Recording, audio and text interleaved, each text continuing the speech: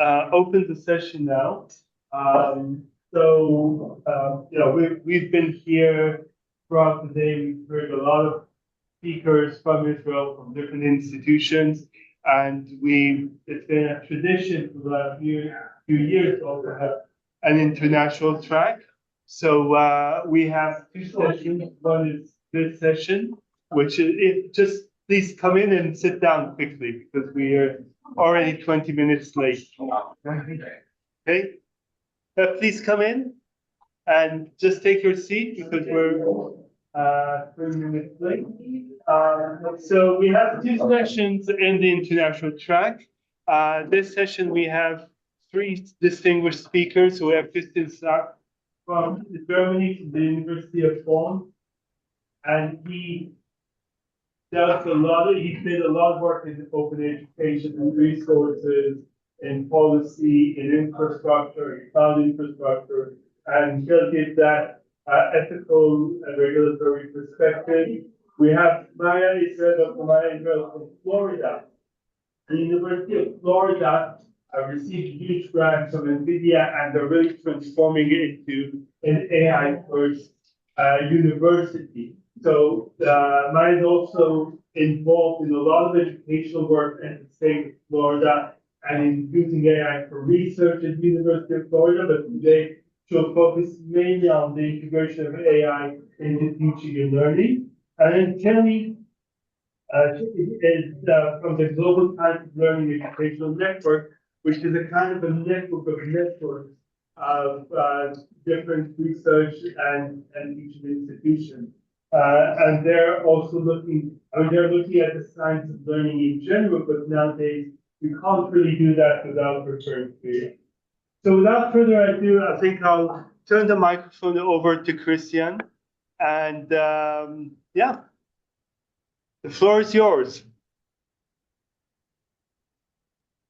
Okay, by the way, thank you so much. You can see that the room is slowly filling up, so it's you can believe that it's not only me now. I'll leave the camera pointed at the audience, so you feel like you're actually talking to a room and not to a camera. Yeah, thank you, Christian. Floor is yours. Thank you so much, Yishai, for your kind introduction and in particular for your kind invitation. It's my pleasure to be with you, and I will try to make it as short as possible. Actually, I'm bringing with me 100 slides, or exactly 97, but I will try to make it in 10 minutes, and you have to stop me. But afterwards, you will get all the slides, of course, and then you can also ask questions about it. And I'm looking forward also to critical discussions because the topic is maybe quite challenging, but let's have a look how to proceed. I have to say I only see my slides. That's why if there is anything in the chat, please read out loud because I cannot follow the chat at the moment. And I'd like to speak about ethical regulation of AI and education, that is abbreviated AI and Ed, and that's about the needs and benefits. Can you see the slides? Yes. Yeah, we can see the slides. There's one question. No, the chat, ignore it, just the font.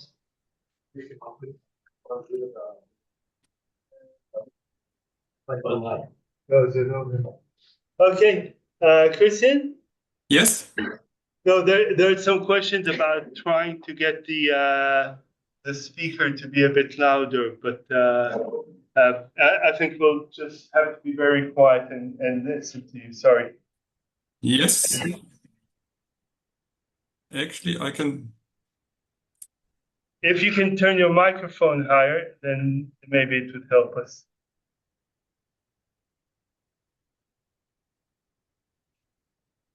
Is that better now? Exactly, yeah. Yeah? All fine? Very fine. Okay. I will start again. You can see the slide? Yes. Yes. Perfect. Well, I will talk about ethical regulations, and I would like to be as brief as possible. As I said, you will get all the slides with this Creative Commons license, and you were able also to share it, to distribute it, even to adapt it and use it for your own purposes if you align with that Creative Commons license here. About myself, you can find everything on the web, and I'm very happy also to be here with you. And just one highlight from my last year, I got my very first lifetime award. I'm very proud of that, but I don't know what it is means for me. Should I stop research now? But I will continue, and you cannot stop me with one lifetime award.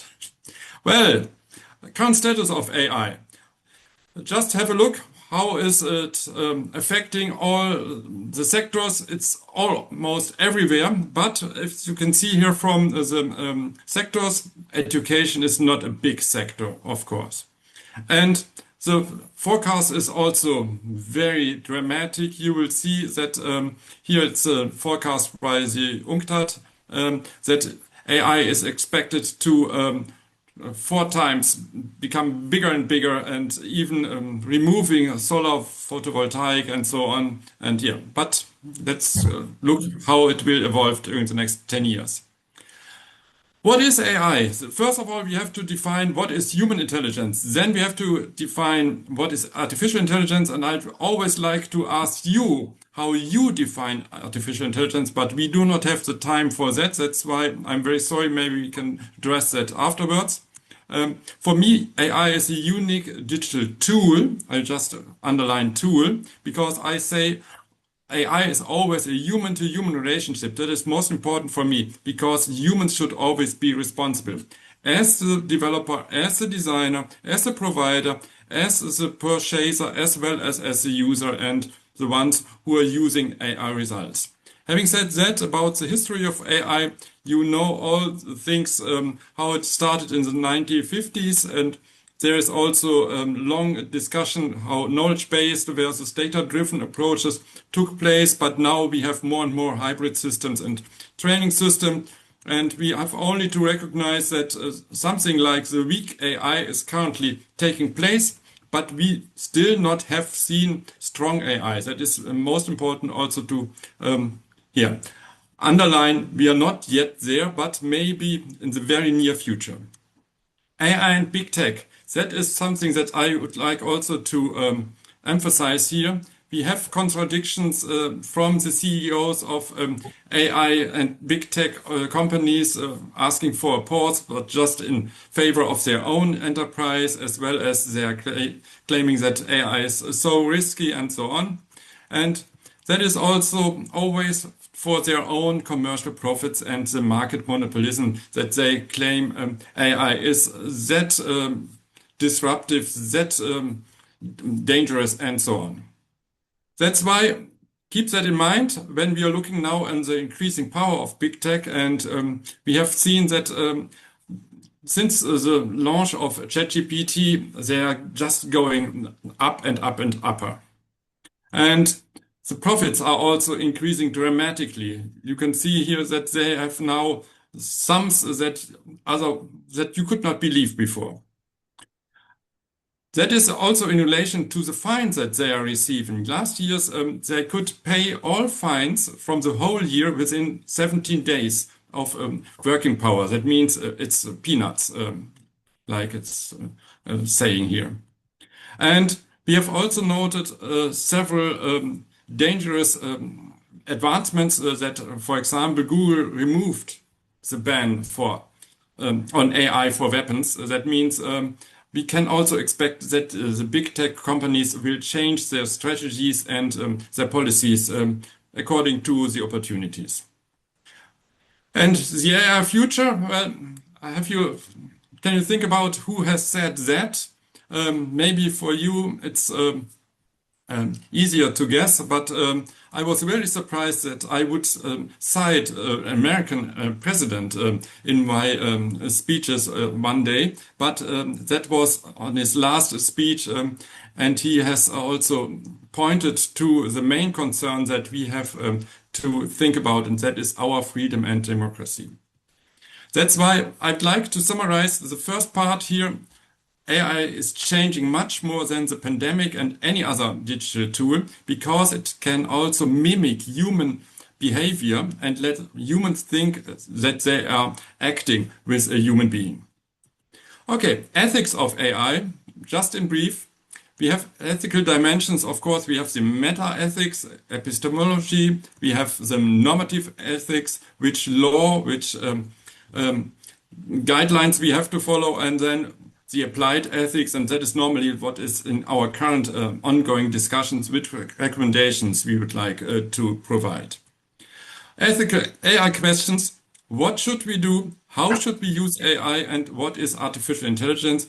These are the starting questions we should always answer before we use AI. Okay, and ethical AI, if you have a look what was done in research, there was one study from Jobin et al. Highlighting that there are 5 ethical principles from 84 frameworks, but that's still ongoing, and we have still to define which ethical dimensions we would like to address. Nevertheless, the most important point related to ethics is that there is a time pressure. And that is a feature of a colleague from my university. He is counting now the neural network connectivities from different animals. And this is, please have a look at the scale. That is an exponential scale. It's just looking like a line, but it's exponential growth. And that means we are now between mouse and cat, but in 5 years, latest in 2030, AI is beyond us. That means we have only a very short time period and window to take actions. That's why I believe we need legal regulation of AI, just also to define what we should and could do with AI and what we should not and could not do with AI. Both. AI regulations, there are several AI regulations that took place. Unfortunately, the ones that were introduced in the United States are more or less withdrawn now. At the European level, we have the European Commission, the European Parliament, the Council of Europe are acting on that. We have the AI Act, and the AI Act is distinguishing between 4 different risk levels. And unfortunately, during the development of the AI Act, the 5th dimension, general purpose AI, was added later due to the fact and the hype around ChatGPT was causing. And that was also disturbing, and we could even say destructing the structure of the 4 risk level, just adding a horizontal level to the 4 ones. About education, you can find something in the recitals, something in the articles, but most educational cases are in Annex 3 in the high risk section. And on the other hand, we have the treaty number 225. That is also an international convention, but not that well known as the AI Act. But I would say even more important and more impressive, because the AI Act is just for AI developers and providers, while the treaty 225 is taking the position of the users, the AI users of AI systems. And that's why also the focus of the treaty is very different, as you can see here now from the bullet point list. That's why I'd like to invite you, have a look and find out what you can see here and what is relevant also for your future. Just a time check. Yishai, you stand up, but if you can wrap up so that we can have some time for the others. Okay, Yeah. I was Thank you. guessing that. That's Yeah, why thanks. artificial intelligence has to be regulated worldwide. That is my key message, and in particular in education. And wrapping up means that I will just go through the leftover slides. The special case of education, we have digitalization in many sectors here, but not in education. Education is not directly covered by the digitalization. There are many reasons for that I cannot explain right now, but main point is that learning cannot be forced and we lack resources in education.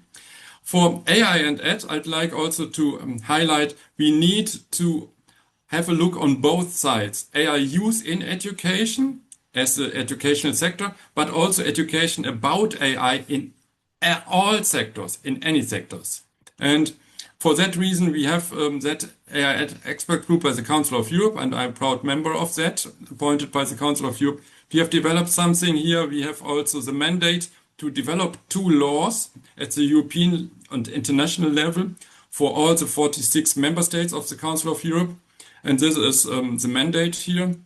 We have run a workshop last year. We are running a workshop next week at the AI Conference. And we have also developed some guidelines here and also some articles with 60 30 positive and 30 negative AI cases. We have a systematic literature review. We have also the question, how can we deal with AI and evidences? And the short answer is there are no evidences at all in scientific research until now. That means we need much more research on that.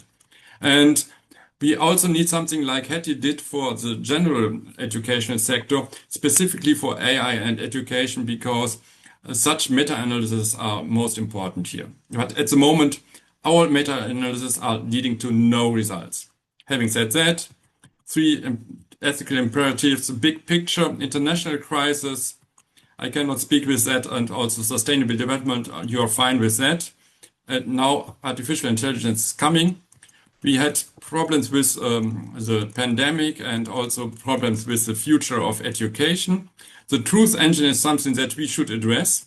And the future of AI is, we have one example here, just to highlight, all research in the internet was stopped about the language of human beings because it is polluted by AI texts. And lavender, another, maybe you are familiar with that in Israel, but it's not only in Israel, but in many other countries. It's the AI machine that is directing the bombs now in several wars. And future of AI, social AI for filter bubbles, communication crash down. Well, the Meta to spend hundreds of billions to build AI data center was just announced this year, and they have also said they will build data center worldwide, and the big problem will be the water, not the electricity. The nuclear power plant are also a disaster, but the water problem is the one that is most striking. Okay, how it will look like? Will we sit in front of the AI, or will the AI integrated in everything like Copilot now? We will see. And that's why my last slide here is about we have to focus much stronger ethics, democracy, and our social future and society. We have built up for that a UNESCO framework and network here. All over, we have the workshop. You're kindly invited also to come to Strasbourg, to the Council of Europe, as well as to our online network meeting every month. And we have also a German network for that. We have developed guidelines here, if you're interested for that, for teachers as well as for students in higher education. Here is a summary of my 3 central hypotheses, and I'm very happy now to receive your question on that. My open AI questions for your discussion are these ones, but I don't know if you can address all of them. You'll find my contact data, some references here over there, and I thank you so much for your attention. Looking forward to our discussion. Thank you so much. Really, a tour de force. I think, Christian, you managed to condense probably 3 hours worth of content into 20 minutes. So thank you for that. I think if there's one quick clarification question, we'll take it now. Anybody wants to? Okay, in any case, we'll share this the slides so everyone will put it on the website because I think there's a lot of juicy stuff here, and I'm sure a lot of people want to follow up on that. And I think it's a really nice transition now to move from the the ethical and normative framework to the pragmatics. So Maya, please tell us how you're doing all of these things at UF. Amazing. Thank you so much. Can you all see my screen all right? Yep. All right. So I'm going to start my timer because I'm going to shorten this talk, but there are a lot of links in here and information for you to look at. But what I'm mostly going to talk about is how our university created the capacity for faculty specifically around teaching and learning. So I'm not going to talk about the research side of things today, which is really a change for me, but I'm actually really enjoying putting this together. So let me switch. Just a little bit about me. I'm a professor of educational technology and computer science education in a college of education. I also direct our Center for Computer Science Education, but my specific focus is on the K-12 computer science and AI education, specifically curriculum, teacher preparation, teacher professional development. And I also have a line of research around learners with disabilities. At the end of the slide, I also link to our center, and these are the 4 pillars that we deal with. But we're going to talk about capacity building for teaching and learning. So this is a bit of a timeline. Before 2020, there was already work on AI happening. Obviously, AI is not new, but the visibility around the use of AI specifically for preparing students became very heightened at our university. In 2020, when we received a very large gift from NVIDIA and one of the co-founders, Malachowski, and we started to develop kind of the 3.0 version of our supercomputer. And then since then, there has been a tremendous initiative around hiring faculty across different colleges. So this is really important. So beyond engineering and computer science, in education and philosophy and psychology and medicine and antiquities, right? So hiring in the arts faculty who have an interest in the use of AI for both research and teaching was a major part of this initiative. Since then, they launched the University and Academy to support professional learning for faculty. They've created these grants in 2023 that faculty could apply for related to both teaching and research. And then just this year, they're upgrading the supercomputer. The mascot of the University of Florida is a gator, so everything is gator. So this is called the Hyper Gator. So you'll see a lot of references to alligators here.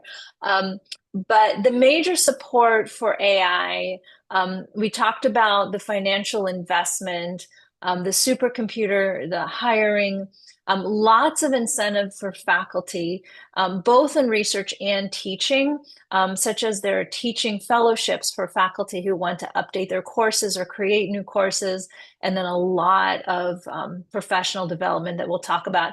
This is kind of the beginning, right? So you see this explosion of funding. So they're right now they are kind of building the next generation of the supercomputer. But since this work has happened, AI has been developed. There have been courses across 16 colleges at the University of Florida. So it just shows you how wide ranging it is. If you think about education, research, liberal arts and sciences, and there are courses that are very kind of foundational, like what is AI, all the way to very specialized courses like AI in media and society, and the courses that I am in charge of in education, which is the integrating technology into elementary and secondary education. So like every student who's going to be a teacher that comes through the University of Florida is getting exposure to how AI is changing the way teaching and learning is happening, including kind of the ethical issues that were mentioned in the last talk too, because it's not all about being AI evangelists. It's about really being thoughtful about when, under what condition, and with whom does it make sense to use AI. This is a link here. You can see when you have a chance later. For new courses and redesigned courses, the way the university is classifying them. So if I wanted to redesign a course, there are 5 different categories of course designations that I could use. Anything from like applying and using AI, understanding AI kind of basics, evaluating and creating AI, ethics and policy, and then any kind of AI enabled learning. And so those are classifications. There is overlap between these, but faculty get to decide which designation they're using here. And then kind of the approaches to supporting faculty. There is a AI Learning Academy. So those are professional development courses for educators. Here, I'm just going to go there and just show you. You can click through here and you could see like AI fundamentals, ethics, application. So these are all very well developed courses. And so faculty can apply to be part of the AI Academy. There are also these like short courses. They're called Tech Bites, AI workshops. And many of them are focused on course development and revision. Obviously, there are some related to research as well. I mentioned the Gator analysis, but we have the AI Navigator. So we've got a kind of a closed system that has many of the large learning models together that can be used for research and teaching, where faculty know that their data is secure, that it's you have to go in through the VPN and the authentication. And so anything that happens within those systems stay within the system. So example workshops are new Navigator, analytics for instructors. They have this like AI prompt cookbook, elevating Gen AI to encourage authentic assessment or enhance teaching, AI impacts on teaching and learning, and UF student perspectives on AI. So those are courses that you don't have to be part of any kind of AI academy. You could just join one of those workshops. And so different faculty across the university can offer a workshop. So for example, I sat on a panel that talked about how we introduced artificial intelligence to our students. And so there were, on the panel that I was on, there was somebody from music, there was somebody from, Lord, I wish I could remember, journalism, and then myself. And so the idea is like getting different perspectives of faculty across the university who are trying to understand how to integrate AI into their specific disciplines. Let's see, did I skip a slide? Oh yeah, so yeah. So we also have kind of our information technology space where you can go in. Here, you'll see the navigator. That is kind of a way for us to be able to use a lot of different LLMs with our own data. We have a kind of that chatbot navigator assistant. So if, for example, we want to build a chatbot for anything that we're doing for teaching or for research, it's a way to support us in configuring these AI assistants. We have a toolkit that allows us to integrate different models together and consult with our information technology office. And then we have this analytics space, so we actually can go into our course management system, and there are a lot of analytic tools that we can look at student evaluation in this way, we can look at grades. And so those have already been built out for us as faculty in terms of the kinds of tools that are available to faculty. But that's why it's so important to have the professional development, because just having the tools available to faculty has not been enough. So across campus, you see a pretty small number of faculty initially using them, and then that number is slowly growing as professional development has become more available. Here's the Learning Academy, and that's linked again. There's a huge emphasis on ethics. There's a task force on ethics and AI for teaching and learning, and so the list of faculty that are on that task force are visible for folks to be able to see. And so because this is a really complex, not just about the how to use, it's really important for those conversations to happen across the disciplines. Right. All right, so incentives. This is another piece. As you all know, as faculty, we're typically we have our head down and we do our research that we care a whole lot about. And teaching is important, but isn't often the most important thing top of mind. And so they have the university has created an incentive structure for faculty to focus on, spending time on considering AI for teaching and learning. So they have a number of awards that are available. These are really nice for our early career faculty, especially as they go up for tenure and promotion to be able to get an award. And so those incentives, a lot of our early career faculty in the College of Education have taken advantage of these to be able to work on their course development. We have funding opportunities, like I mentioned before. We have teaching fellowships. There's even if you publish, or there are like incentives for promoting research and teaching publications as well. And so those are out there. I wanted to, we have this thing called UFAI Days, where we have a student pitch competition, hackathons. We have a faculty conference as well, and students get to present their research as well as faculty, and there's a lot of networking. So that happens in October. And not only is there this coordinated effort, every college has the opportunity to have a day of showcasing what they're doing around AI. So those AI days are a nice way for folks to actually see what each other's doing. Oftentimes, this is another issue with faculty. Because we're so busy in our own work, we don't see what other people are doing. And so having a space for people to talk and share has been a really valuable thing. So that's kind of an overview of that. I wanted to just spend a few minutes talking about what we're doing in the K-12 space. So I am, as part of the work that I do, I direct our task force for AI in K-12 for the state of Florida. And so essentially, Florida is the third largest state in the United States.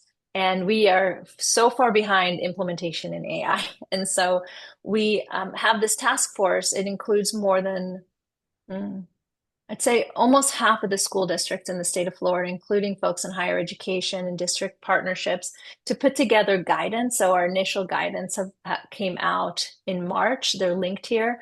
But the goal is that students have access to high quality education, and their teachers know how to use AI responsibly. Responsibly is the big word. And that students are safe and savvy in terms of how they're using this.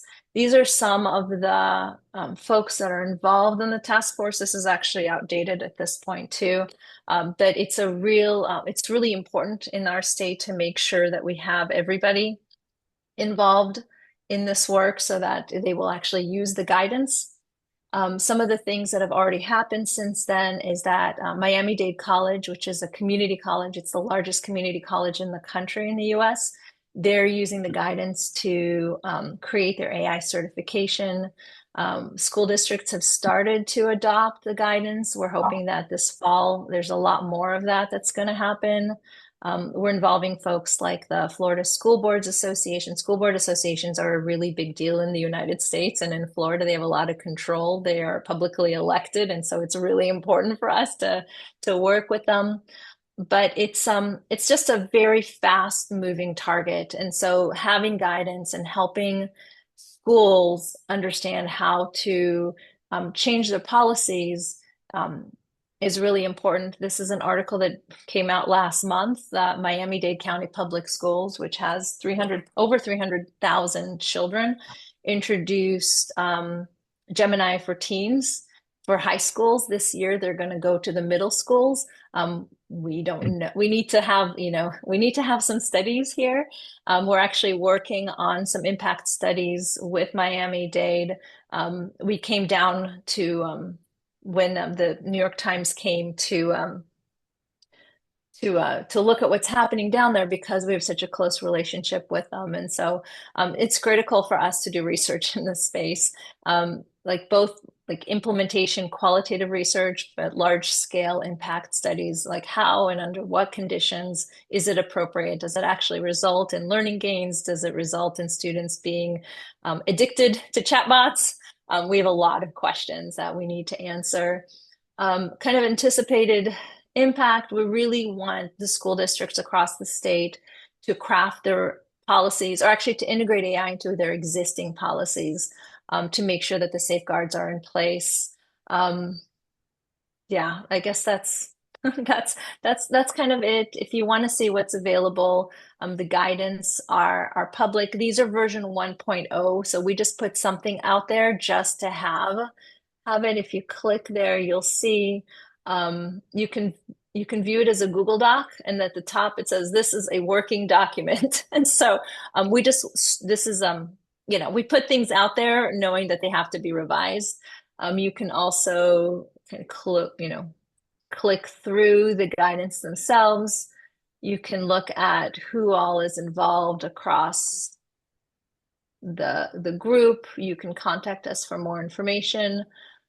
So it's all there for you to see. I put the resources here. I'm going really quickly that I shared with you. I also shared my Google Scholar and our center website because we really didn't talk about specifically my work here. But yeah, that's it.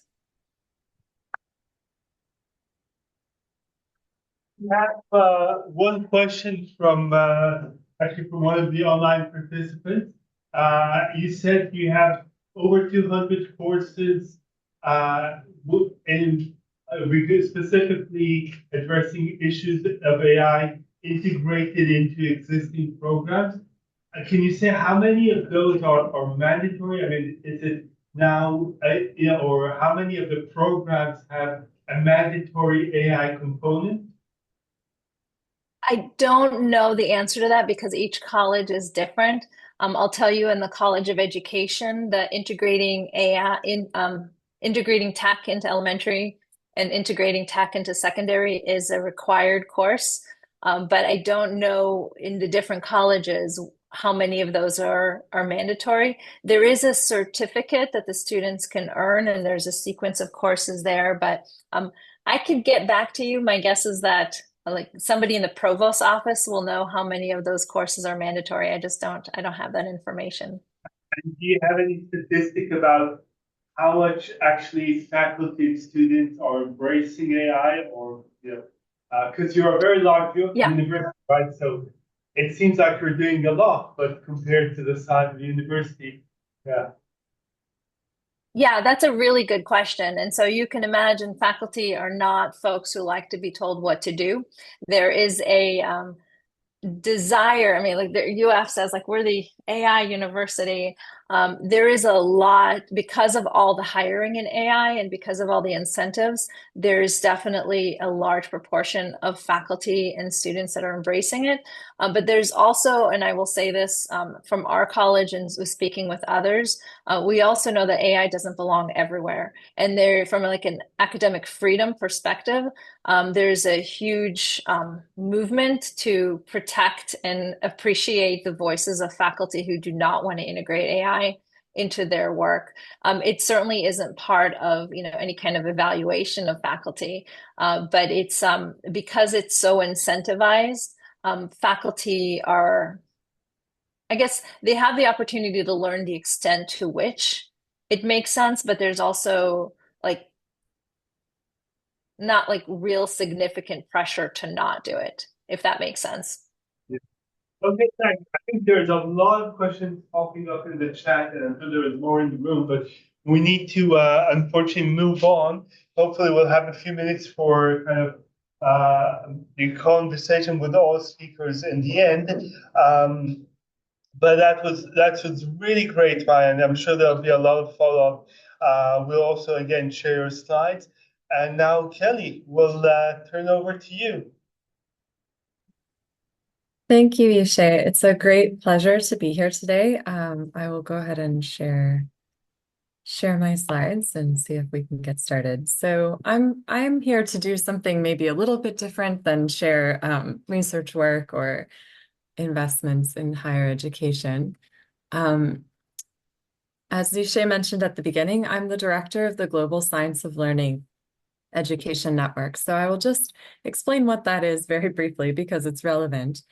And then really what I wanted to do today, because Yishay kind of gave me a blank slate to do whatever I want, is just put some thoughts on the table from the science of learning perspective about what and how we should think about AI and human development and human cognition.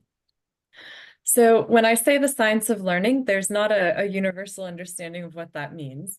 But what we mean when we say the science of learning is the fundamental knowledge about the principles, processes, and mechanisms of learning. So this is neurobiological, how your brain actually collects and stores information and leverages it over time. Can you move closer to the mic? Because I can. yeah. Am I too quiet? I can also You're talk louder. significantly more quiet than the previous speaker, so that's why we suspect that it's partially on your end. I know the Okay. situation isn't ideal on our end, but it's Is that any better, Yishay? yes, it's much better. Thank you. Okay, perfect. Yeah, so we draw, of course, from education, but also from neuroscience, biology, psychology, anthropology, and sociology. So these theories of learning have been created in different spaces and across different spaces, most importantly. So where we work is at the intersection of all of these and the education sector. What the organization of GSOLN, so what I lead, does is we try to build these types of collaborations in multi-sectoral and multidisciplinary teams to really investigate what we know about different aspects of the science of learning, how they're relevant, and then how they can be used in education policy and practice. So I'm going to quickly give you an example of how that works. And then I will talk a little bit about what we've done so far in the world of AI. And then Yishay mentioned that I was the lead or one of the lead experts on the UNESCO framework. So I would also just like to touch on some of that work as well. So some of the musings from our network, we have workshops and we have webinars and we have different types of engagements, conferences and things in which we really try to think about these things. And so some of the things that have come up recently in the last year across our network is whether the question of external memory aids and the environment of digital distraction that's kind of created by social media and artificial intelligence might actually be eroding or decreasing human ability. And there's some evidence towards this. If you know what the Flynn effect is, the Flynn effect is this kind of very consistent rise in human IQ scores over time. But what we're seeing is that it's actually that gain has decreased and even reversed in some countries. And so a lot of the scientists in our network are engaged in thinking about why. And some of the conclusions that they've come to are that actually artificial intelligence may have a major impact and that digital technologies have actually already started to have this impact on us. If you look at the work of Barbara Oakley, for example, she recently did a piece on AI and memory that is absolutely worth reading, even if you disagree with her. Again, that's fine. I'm sharing the positivist perspective today. Not everyone is positivist. But Christian earlier talked about, reaching singularity and the speed at which AI is improving. Well, there's also this risk that we decrease. Actually, our abilities are lost, or some of our abilities are lost. And you can see this conversation taking place in stages, within countries and also as prominently as at UNESCO and the OECD, with some computer scientists and people coming in to question whether we need to teach things, fundamental skills like writing anymore, for example. Like if you have ChatGPT, do you even need to teach writing? And so what we promote in our network is the idea that yes, because it's not actually about outputs, learning is a process, and we build upon our abilities. And so anyway, this cartoon over here is a funny, but actually maybe not so funny take on singularity and how it might be achieved not only by AI improving its skills, but by humans kind of declining in our cognitive abilities over time.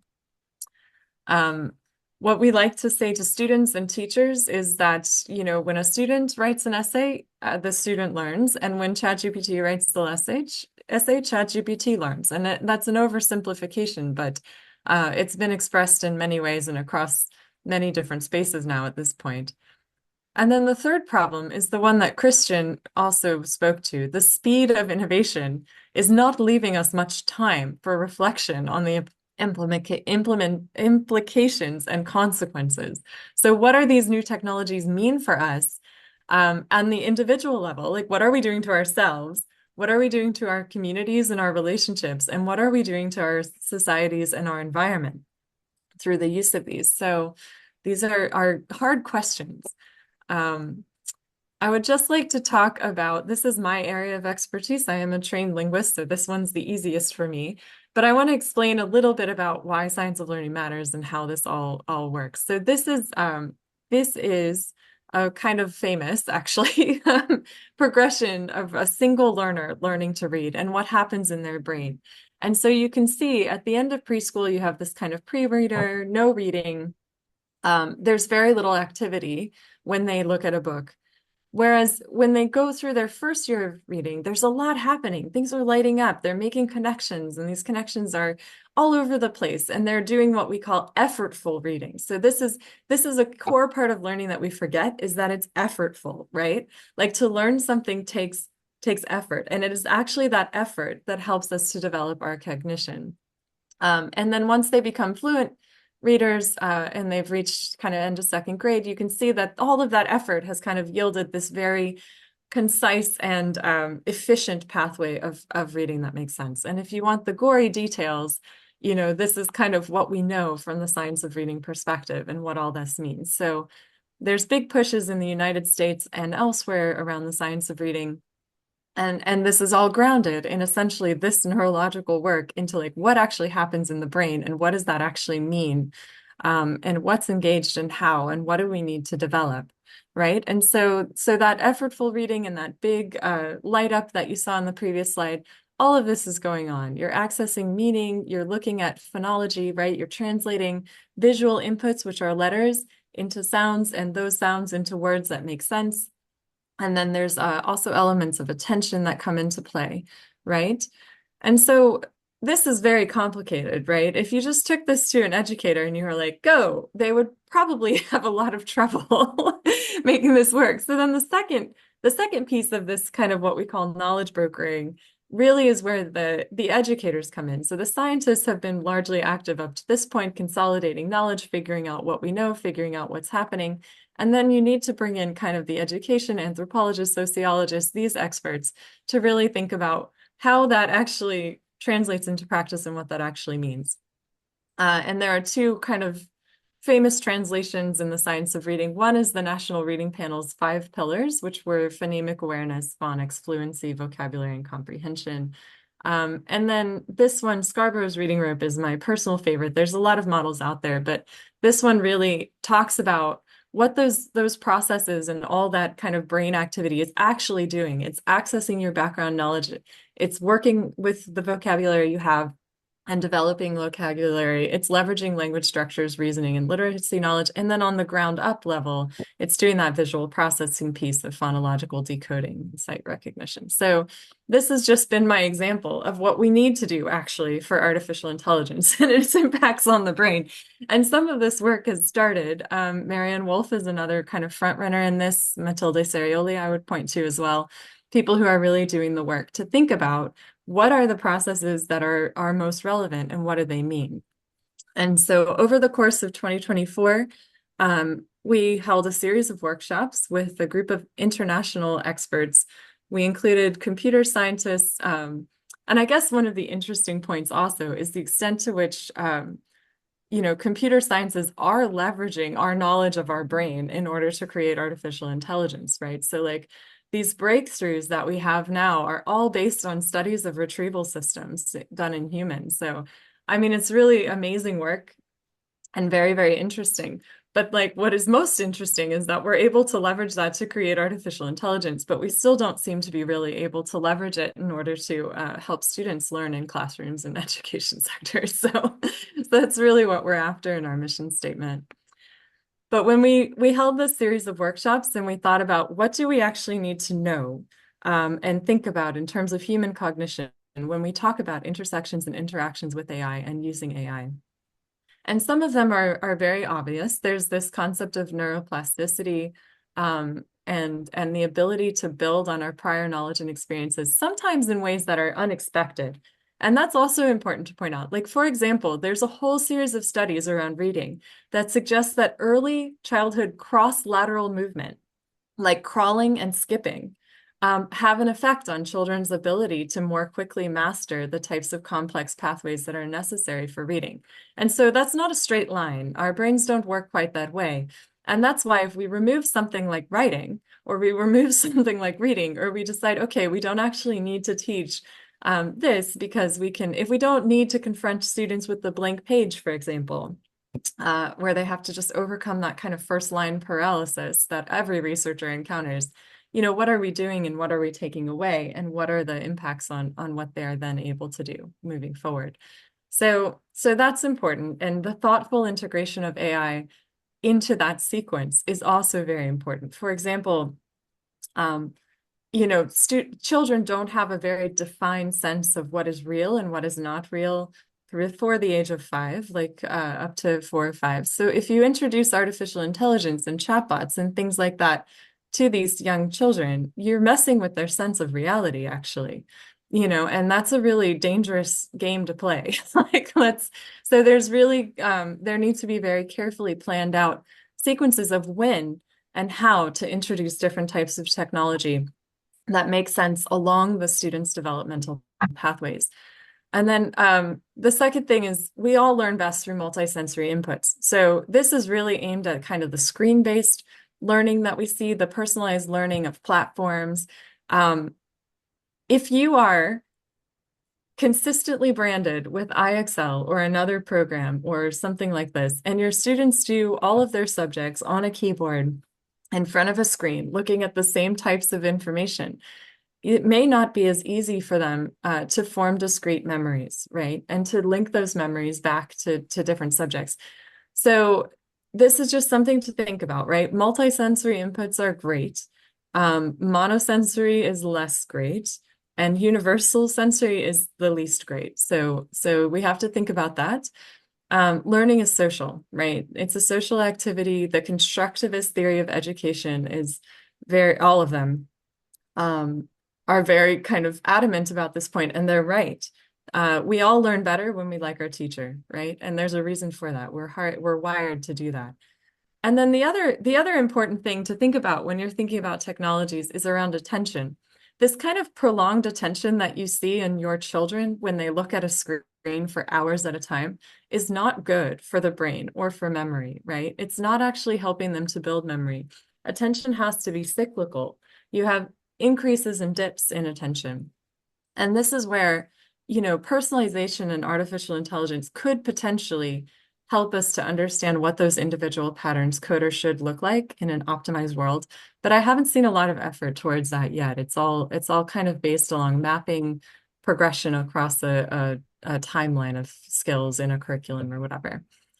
The other thing generally for education is that we don't focus enough on intrinsic motivation, right? So external motivation is things like badges, it's grades, it's awards, it's all of these things that come extra. Money, it's money. And that's why over time, over a long period of time, this reliance on external motivation is actually linked to depression, right? And so you see a lot of depression happening in teenagers, a lot of depression in the workforce. And I think it is linked to this type of external versus internal motivation. If you're doing something you love, even if you're not getting the money, you are a happier person generally than if you're just doing something you hate over and over again for the external rewards and things that it brings you. And the same is true of students. So we need to work more about the growth mindset and purposeful driven feedback to help students kind of develop this intrinsic joy of learning and enjoyment in that as a personal achievement. This can be helped by learning how you learn, right? We don't really want to teach students how their brains work. And I think a lot of the disconnect at the young adult stage and people who kind of leave the system or drop out because they don't feel it's there for them has to do with not understanding the purpose and not understanding why they're in an education setting in the first place. And so helping students understand how their brains work and how this actually comes together can help students become lifelong learners. And then, as I already mentioned, memory requires effort. And then I'm going to actually contradict Christian here when he was saying that about learning, because actually we are all learning all the time, right? So this is something that we do as humans. We're wired, we're hard-coded to learn. And so all these conversations of of who's learning best and who's learning worst are a little bit counterproductive, actually. We're all learning. Whether we're learning positive things or negative things depends on our prior knowledge and our experience and what we're bringing into the equation and what the external outputs look like. External inputs also look like.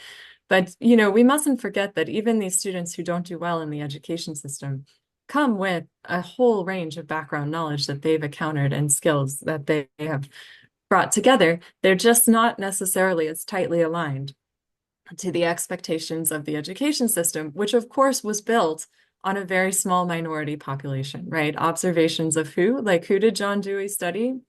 You know, university kids, children, you know, and even if you look back to all our heroes, Piaget, Vygotsky, you know, Piaget studied his own kids. So it shouldn't be that surprising to us that this disconnect exists, where 70% of kids don't come in school ready. And what I advocate, especially for people in teacher education departments, is we have to think more about how to make schools kid ready, schools children ready, because these children aren't coming in with nothing. They're not coming in as a blank slate. They're coming in with something. And if we could put more effort into thinking about how that's leveraged and how that can be built upon to achieve the aims we want, I think we might do better. And then finally, the last thing is, of course, we need AI literacy. AI is changing the world. There is no question, and it's changing us. And so understanding how that works is really important. So this work was not for college students. UNESCO is busy right now with a group of people who are much more steeped in higher education than I am, looking at what the competency frameworks for higher education might look like. But I still think it's useful to think about what we are advocating K-12 students should know. And this framework came about. I'm actually very proud of UNESCO for doing this work, because for years, 5 years maybe, conversations were like, oh, this is too industry-led, they're moving too quickly, we don't have any time to respond. And finally, Feng-Chin Miao, who deserves the credit for launching this, said, well, maybe we need to put something in place that is at least a counterpoint. And so the idea behind this framework was to balance the ethical and human-centered principles that are necessary for a good education and AI literacy with the techniques and applications and system design kind of pieces. And so the human-centered mindset, there's a lot of talk about ethics, but the human-centered mindset, I think, is really UNESCO's contribution to this. What does it mean to be a citizen? How do we evaluate proportionality? What are the factors that come into deciding when, whether, and how to use artificial intelligence, and how should we think about those? So there's also a framework for teachers. Sorry, there's a typo there. It should say framework for teachers. And the first three are pretty much the same: human-centered mindset, ethics of AI, techniques and applications. But then there is this piece about pedagogy and professional development that's been added in. And the person to approach about this framework is Mutlu Kukurova, who is at UCL London. He led the work on this piece. The last thing I'm going to say is there's this whole group of organizations that are just informally supporting the implementation of the UNESCO framework internationally. And there's a lot of interesting things they've done. They've created a mapping tool where you can look at your curriculum against the standards. There's a one-pager that looks at the teacher and student course. The UiPath Foundation and the Raspberry Pi Foundation are both creating aligned coursework and things like that. And they're machine readable, so you can link to them. But we also did a student validation survey, which so far has covered 4 countries. And I just want to share quickly the results of that, because they're not college students. These are students in secondary school. So they're 15 to 18 years old. And we got responses from about 1,200 kids across 4 countries. And the interesting thing is that when we laid out all the competencies in the UNESCO framework, there's not a single one that doesn't have a majority of students who think it's important or very important, right? So they all have scale scores above 50. And the other interesting thing is that's consistent across demographics, across countries. We looked at Ecuador, South Africa, Romania, UK, no change. Rural, urban, male, female, all the same. And then the other thing is that they consistently prefer human-centered design and AI ethics to the actual concrete, what is AI? How does it function? How do I build it? And how do I create it? And how do I use it? So you can see the top 5 competencies are all around that first piece. How do I control and protect my personal information? How do I identify misinformation? How do I make sure AI doesn't negatively affect human decisions? And then on the bottom here, flowcharts, diagrams, how AI is created, evaluating the performance of AI models, preparing data, and evaluating computer code. So the kids are all right, I guess is what I'm saying. Like they come in with this real interest in knowing the parts of AI literacy that we think are the most important for human development. That's it. Sorry, guys. I had a final slide there. But thank you so much, Yishay, for the opportunity, and I hope I've given everyone a little bit of food for thought. I think, because it was such, I'll stand here maybe, or sitting. So can you hear me if I'm talking here? Okay. Yeah. I think, it was such a rapid fire session that you need to step back a second and actually realize that the 3 talks, I think, have some very strong links between them, right? So I can kind of see, the things that Christian was talking about in terms of ethics and regulations, how they correspond to what you're saying about the science of learning and about the AI competency framework and what learners are actually appreciating. And I can see how that maps to the work that University of Florida is doing in practice, right? And emphasizing ethics, emphasizing competency in their work. So maybe I will just kind of, for a few seconds, let it kind of Maya and Christian kind of rejoin the conversation and maybe kind of comment on each other. You can comment on each other's thoughts. Is that, yeah?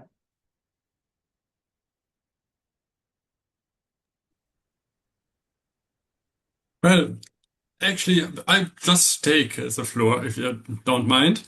And I'm wondering about your statement, Kelly, because you said that it's a little bit contradictory to what I have said. Because I believe it's still about learning. I fully agree with you. Everybody has got the potential. The question is whether students are taking this opportunity and employing their chances, or simply choosing the shortest way to finish the boring stuff, the homework. And that's why I also agree with you, we should change formal education towards a way that is learner-centered and not that much focusing on assessment or examinations and so on. And I'm always working together with the schools who are getting rid of lessons, rid of teachers and so on, just offering opportunities to students to select whatever they would like to learn, because it's the best way also to focus the intrinsic motivations that you have also highlighted. Of course, that has always to be, moderated as well as to be presented to the other students. But in that way, the students can also learn from each other and also discuss about the progress that they are making. And if you find a way, and some schools do so, to also do an online documentation, then it is perfect, because then you can also see progress across the school years and so on. And I believe in that way we are very close together. Yeah, no, I agree, Christian. I must apologize. I was being a little bit facetious because we are talking about learning on 2 different levels, right? Neurologically, learning is always happening. Whether it is happening in the way that teachers, classrooms, education sector expects is actually a totally different question. And I share your vision, frankly. I tell people all the time, my dream is an assessment-free future. Not necessarily measurement-free, but assessment-free, because as the mother also of a relatively strong-willed 11-year-old who will come home and proudly tell me things like, "Oh, I failed a test today because I don't like the teacher." Yeah. I don't think we're getting what we really need out of those engagements anyway. The big question will be whether we can also find very precise ways to relate our learning processes to the brain. And here I have some question marks that I would like to put on the current research, because this is all based on a very binary assumptions and assignments of the regions in the brain towards specific tasks. And I would say it's much more complex than it is normally displayed as well as explained. That's also really true. So if you do talk to neuroscientists directly, they will tell you the exact same thing. Like it's the connections that are actually most important. And it is, so the danger is you have to make it a little bit reductive, I think, in order to make it useful, right? But on the other hand, if it becomes too reductive or is misinterpreted, you get like learning styles is a great one, or left brain, right brain, where it's just kind of like these are not based on any actual reality. And yet, you know, in some countries, up to 80% of teachers believe that students have a specific learning style. And I always ask them, like, what do you think one who is like taste oriented, like, how are you going to teach if they are, what if I only memorize things based on smell? Like, what if I learn through smell? And then, you know, but it's all multisensory and I think it's important, and I think the connections can help us. And we have some good evidence of educators who have used this science to change their practice in ways that are sometimes subtle, but really impactful. For example, one of the most impactful changes educators can make is switching from a review model to a kind of preemptive model, right? So instead of having revision sections, have spark sessions, and make sure that your learning sequences and your repetitions are spaced out over time. So this idea of spaced repetition and movement away from blocks and chunking, which the system is more made for blocks and chunking, right? Like a 4-week block and then an assessment. But the more you can change that into kind of continuous cycles of learning, the better students will do in terms of memory and skill building and shifting from declarative to procedural.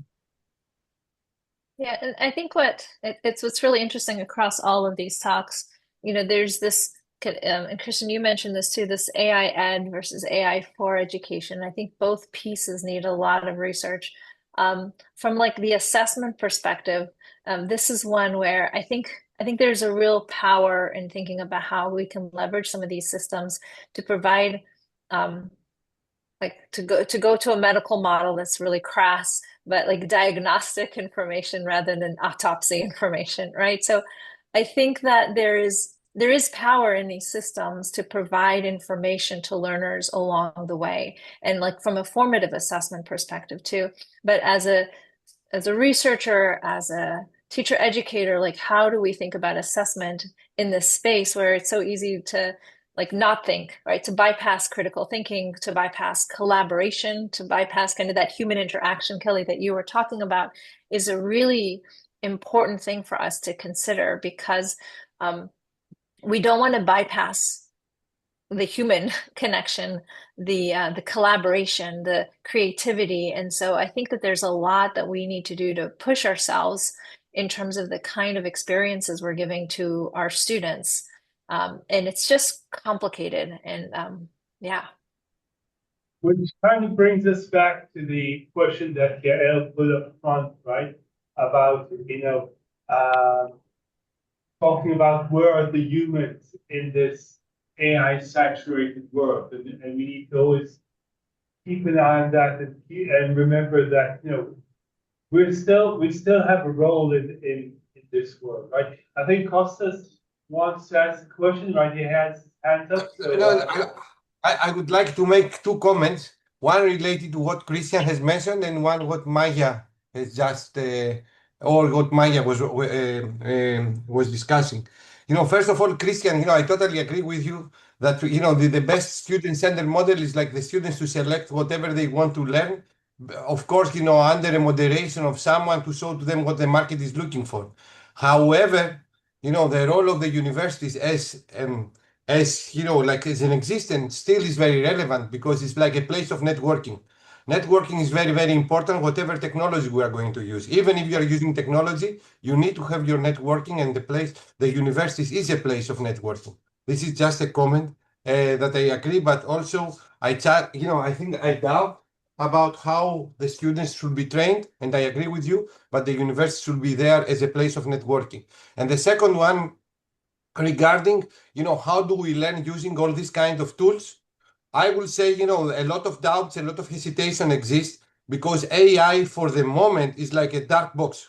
You place an input and you get an output. However, I suggest you to follow the work of Professor Manolis Kellis in MIT, that he's doing visual AI. And, using mind maps, using neuroscience, you can see how AI thinks and is not anymore a dark box. So I totally suggest to follow. His work is innovative and is visualizing AI, in a very, very nice way. So I will suggest to visit this ComBio MIT Edu and follow his work that solves this issue and explains how we learn. All right. Okay, Yeah, First, I I worry think about that, right? yeah. we need to wrap up. So I think we'll start now because Vince, I know you have a hard stop and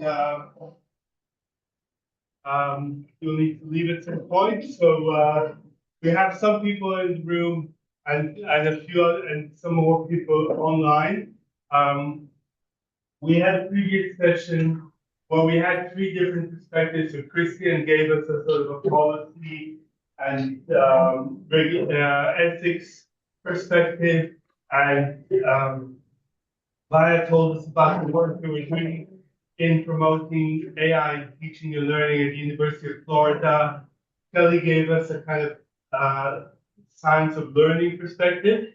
And now Vince will give us another perspective about how you actually build the machinery that makes all of this possible. So with this, Vince, the floor is yours. Thank you. Thank you, thank you. And out of respect for the timing in the program, I'm going to try to drop this in about 15 minutes. So I'm going to time myself here and see if I can do it. I'm going to talk very briefly about what we're doing here at UC San Diego, but more importantly about what could be some really interesting short-term and long-term possibilities in infrastructure in AI, given its international nature. A real brief thing here at UC San Diego, we're focusing on AI that is really specific to our organization. And I view both the teaching and learning side can be very specific to an organization. Parts of it are very specific to a discipline versus just AI we can buy right out of the box that isn't really focused on any one thing. So we're very focused on AI that affects our institution. We call that vertical AI, just clearing that concept. Part of the conversation here that I want to talk about is the very different levels of regulation going on in AI, particularly at the nation level and state level. Obviously, we have societal norms that we have to address with AI. We have our country or federal requirements here in the United States, local state requirements. Certainly in our organization, we have requirements, but we have regulation that has to occur at all levels in the architecture to make sure this AI is working safely, ethically, and legally appropriately. So just making that, and I bring that up because now infrastructure and a part of the infrastructure can play a role in this regulation. I'm not going to go through the slide a lot, but there is a link to an article I've written in which we look at AI as containing lots of data. We call them knowledge fragments. And as we do our AI development, these little knowledge fragments, think of them as short or long sentences, get combined and recombined in a variety of ways. And so we're really breaking down our content into smaller chunks and trying to store many of those chunks so that we can improve the system over time somewhat automatically. So we call that knowledge metabolism. How does knowledge and data actually get reassembled in it? Part of this is black boxes, in the LLM side, but a lot of it in the engineering, what we call the RAG engineering, is not. This is our Triton GPT platform. I'm not going to go through the details, but think of it as a set of software that's in some GPUs that can be relocated anywhere in the world potentially through the magic of containers and what we call infrastructure as code, meaning push a button and we can establish an entire configuration of this kind of anywhere we wish. We tend to keep it on premise in our data center locally for security, privacy, and all sorts of other reasons, as well as tremendous cost savings. So we get about 1/10 the cost of compared to going directly out to OpenAI or the other providers for this work. A big part of what's going to happen with the infrastructure has to do with two protocols. There's a protocol called Model Context Protocol that enables an AI system to talk to various tools like databases, other source systems, different content that's out there. But there's another protocol called Agent-to-Agent Protocol from Google that enables the AI to talk to other AI, agent to agent. And we are starting to dip into that. And I am noticing virtually every startup and most of the large players are adopting these standards quickly. And so you can think of in an agent-to-agent world, while I have our Triton GPT platform right here, we could just as easily talk to somebody else's platform anywhere in the world. So if a particular place has a really cool agent, we don't have to copy it. We don't have to necessarily even have its visual interface come to us. We can just do an agent-to-agent connection. And now the two agents can talk to each other. Now, if you think of that notion of agents sprinkled about the world, this is our combination of our Internet 2 network and our regional networks in the United States. We have about 3,900 institutions all connected in these networks. Many of these networks have smallish data centers. We have now in California started to place GPU clusters on this network here called Scenic in California and extending outward. And that's starting to get traction in courses throughout the universities in California.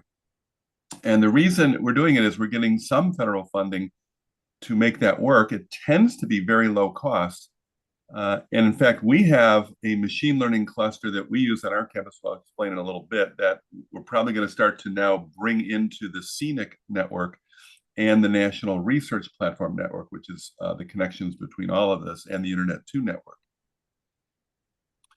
If you think about this globally, and this is just a bit of a dated depiction of the global map of things, but here we are in San Diego with our Triton GPT platform. But imagine there are interesting agents, meaning pieces of software that do really interesting AI stuff that are sitting anywhere in the globe. And rather than have to download the software, install and everything, I can just have my agent call your agent, and the two agents can then collaborate. We'll talk about what that means in a bit. I think this is a big deal. It's a big opportunity.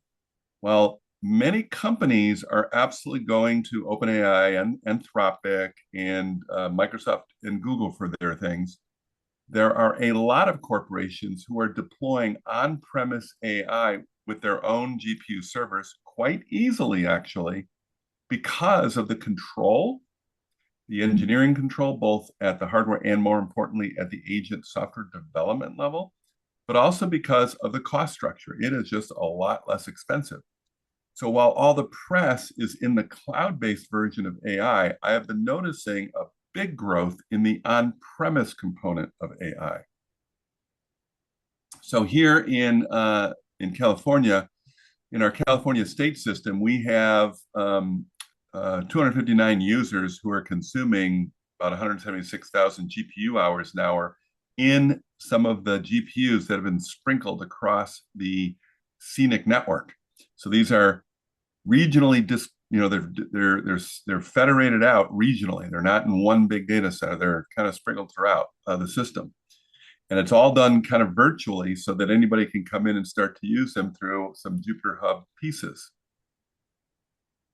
What's also interesting is we're discovering our community college students are starting to use this system and some of the faculty in the community college. So I'm actually working with a nonprofit that's trying to bring student tech incubators into the community college.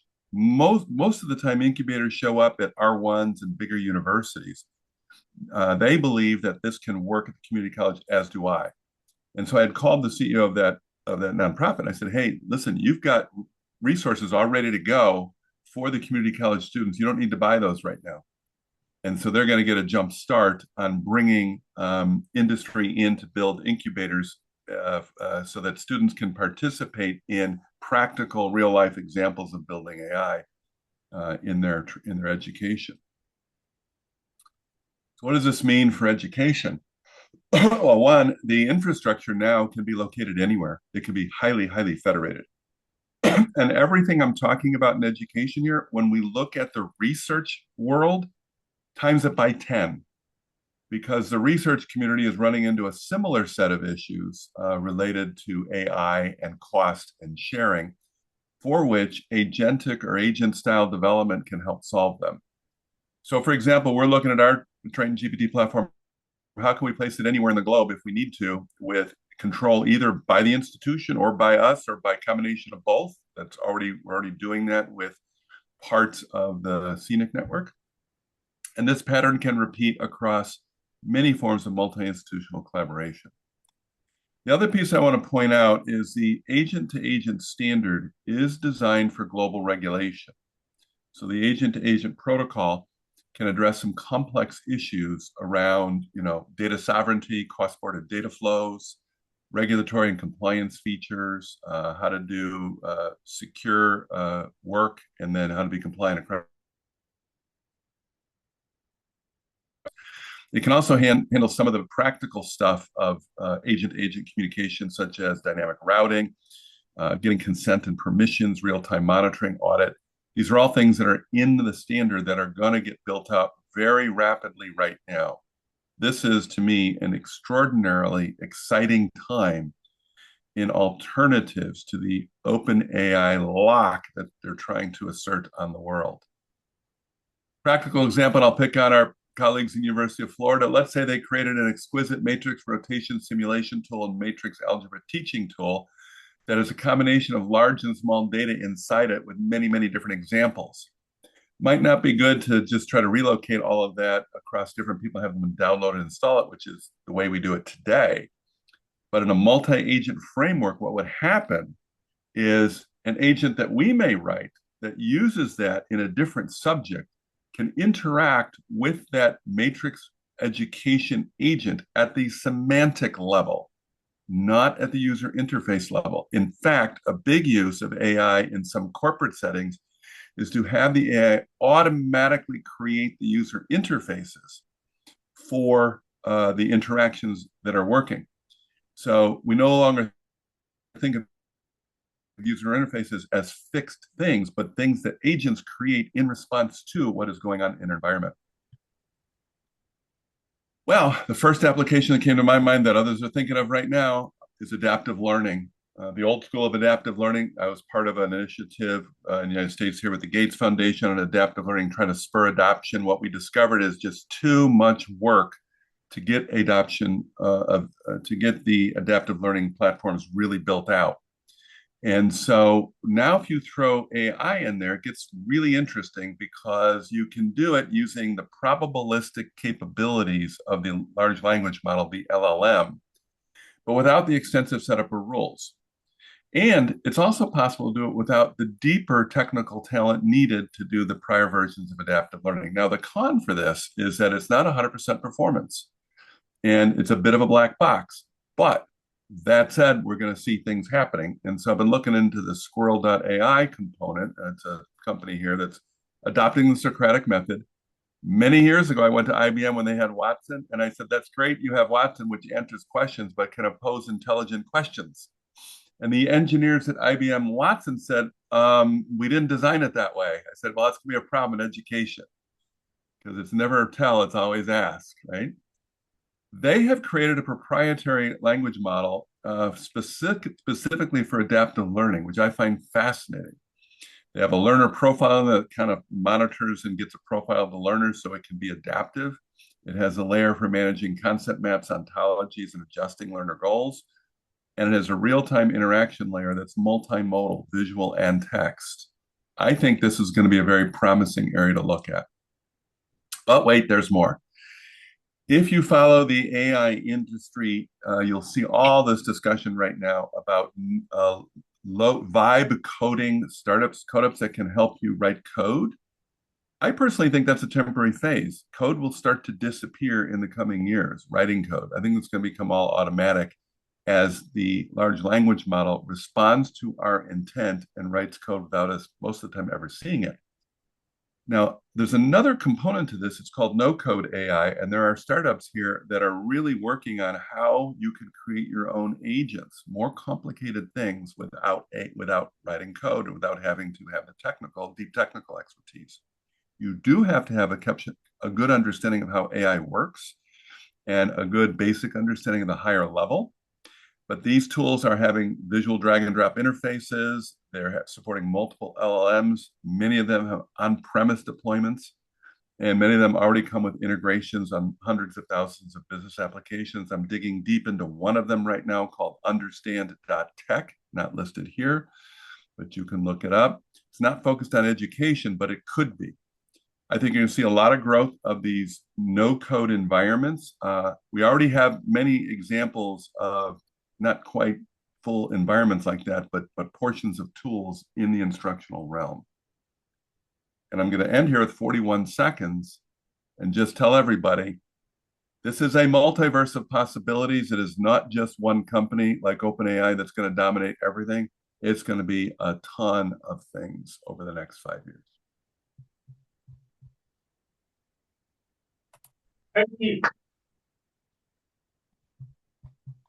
So if you can start just a couple of seconds or minutes, if there's any quick questions from the audience or online. If not, maybe we'll, sorry. What are the most current obstacles? Please come closer to the mic. Yeah. Hi. In your opinion, what are the most apparent obstacles on establishing this competition to OpenAI and making it really global? Is it the legislation? What is it? No, I don't think there's really many obstacles. It's more of people getting down, rolling up their sleeves and doing the work. In fact, it's a little bit easier to deploy this stuff because of regulation. So for example, here in California, rather than spend the time to negotiate all these contracts and get all of that done, which might take a year, we just did it all on premise. We did it in like 2 months. So we actually, and we got regulation in California that has to be addressed. Now we can apply the regulation to our world without having to go through that long legal conversation we had to do with OpenAI. Now we ended up getting an OpenAI contract, but I was up and running with an AI platform well before that.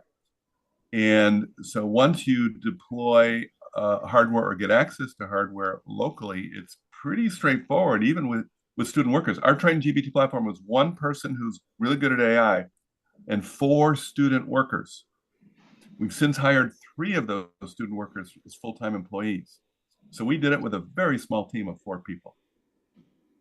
So if an institution here in Israel wants to set up their own clone of Triton GPT, is that something they could do? I mean, is it open source? Is it something that you're looking for partnerships to extend?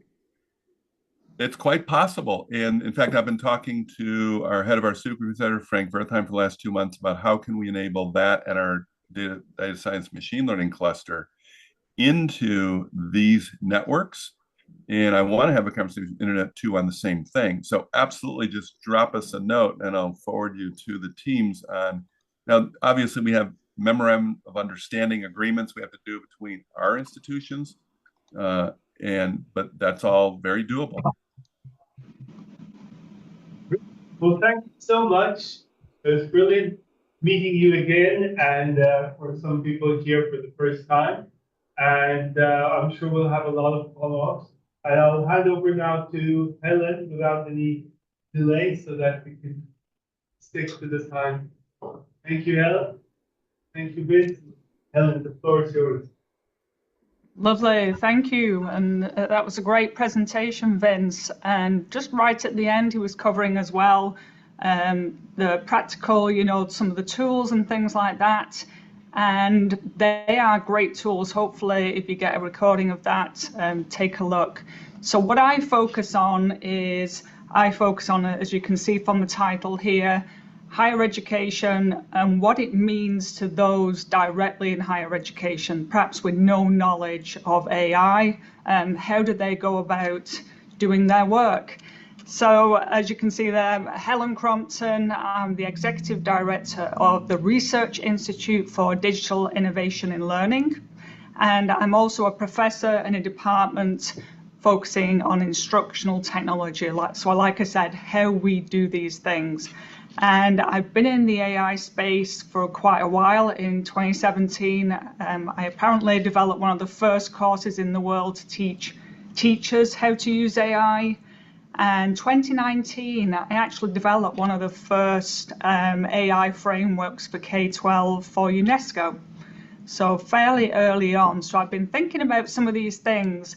But what people have to remember is AI is not just appeared. We've heard that throughout the sessions this morning. It's been here for a while. People are just noticing that something's working better, perhaps. But now it's really focusing in on, we realize we're actually interacting with AI. The presentation I'm doing and everybody else has been doing really is kind of focusing a lot on generative AI.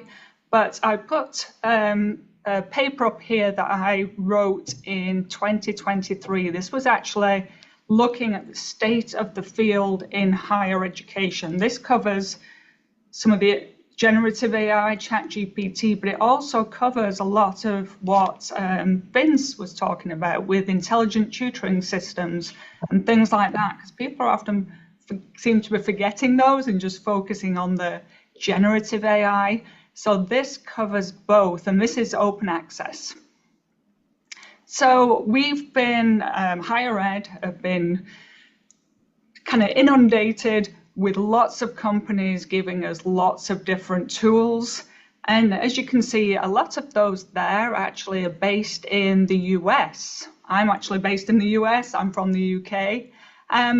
But these were all kind of competing, and then it went to a space where they were competing internationally. So China brought out DeepSeek, and it did it in a different way. So we're in such a flux at the moment where in companies and then across companies are all competing to try and get to be, perhaps towards general artificial intelligence, try and be on the top that they can be with AI. But the effect that that's having for higher ed is there's a lot of faculty that's saying, okay, this is all just coming at me. What do we do? So let's have a look at what this actually looks like. So you have things like this, obviously, ChatGPT. This is the 4.0, and kind of pay attention to that as I carry on with this. But we asked the question, obviously, it gives out. Now, the 4.0 is a non-reasoning, meaning it's just pulling from information. However, we're moving to a time now, we're kind of going into it, as you'll see, where we're not just asking it to pull from information, pull from the library. We're actually asking it to kind of think through things. Like I had the problem there, like a word problem. And it actually goes ahead, and this was early 01 preview, we've got 03 and things now. But it's basically looking, as you can see from there, it says, okay, I'm thinking, I'm tracking, I'm doing these things to work out what it is. And it is actually able to do so. There you go. If anyone was looking at that brain problem there, C was playing table tennis with E. So what you're seeing here is, and this is from artificial analysis, it looks basically at how intelligent the models are. The blue ones there were the first one I showed you, where it was the non-thinking models as such, and then the purple there going into the reasoning. And this is changing constantly. This is the latest one as of yesterday. We can see like Grok 4, but then you obviously have lots of other problems with some of these models that you're again trying to navigate. As well as them being very clever, they are causing lots of problems at the same time. So to think about this in a very strategic, systematic way, the faculty, to be able to use these AI systems, they need that support.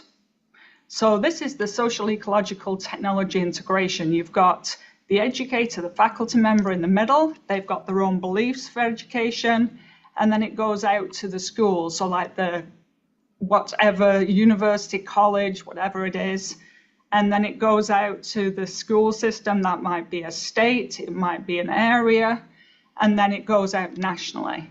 And they need training, tech support, policies. They need all of these things.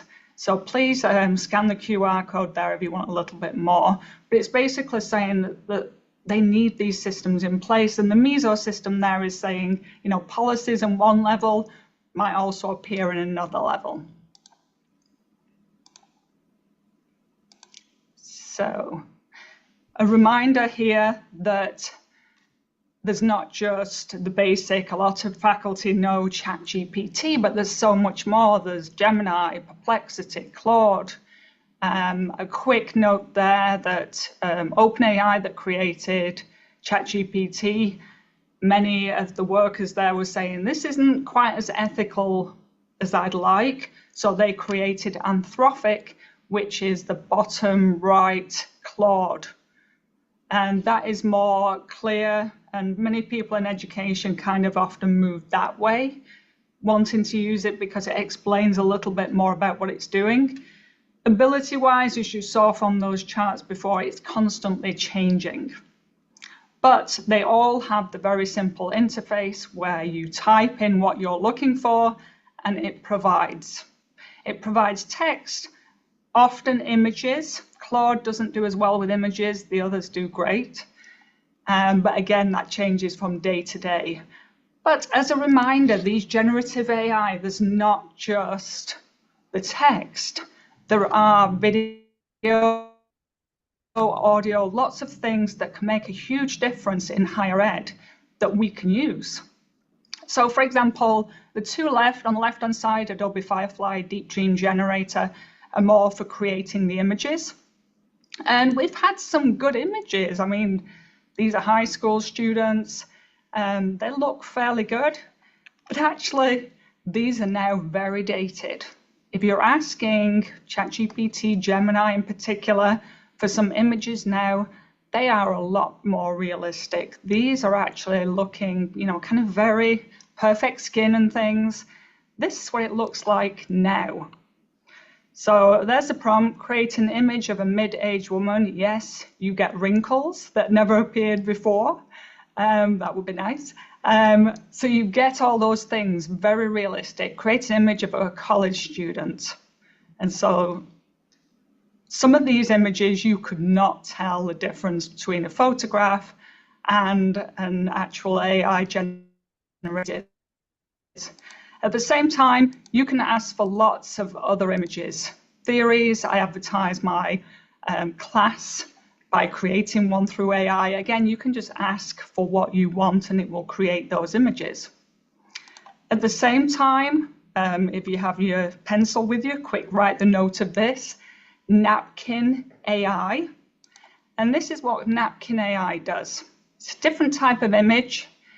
I always go to blank napkin. You can draft with AI, but blank is my favorite. And you can just put some text in.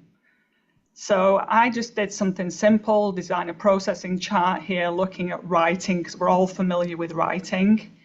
And then on the left there, you see that lightning bolt? You click that, and you'll see pretty much immediately these flow charts. Now, in education, in higher ed, we need often charts to explain processes, and this creates a great many for us, and they are fully editable, and at the same time, you can download them. So, I mean, you can see the examples here that they are very clever. These save me hours of work. You know, if I want a nice graphic for my course, I can choose it, I can choose a color, and then I can go ahead and download it in however I want. I'm just going to keep it moving now, though, for time.